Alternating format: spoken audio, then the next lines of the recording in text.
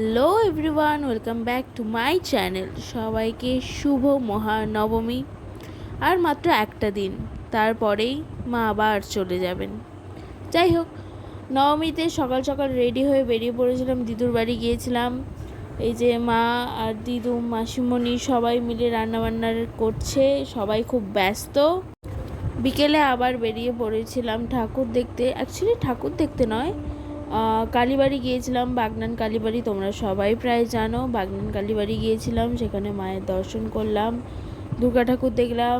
তারপর একটুখানি বসেছিলাম দিদু মাসিমণির সাথে, তারপর আবার বাড়ি চলে আসি। ঠিক আছে, তোমরা ভিডিওটা দেখো। ভিডিওটা ভালো লাগলে লাইক কমেন্ট শেয়ার করো, আর প্লিজ চ্যানেলটাকে সাবস্ক্রাইব করে দাও।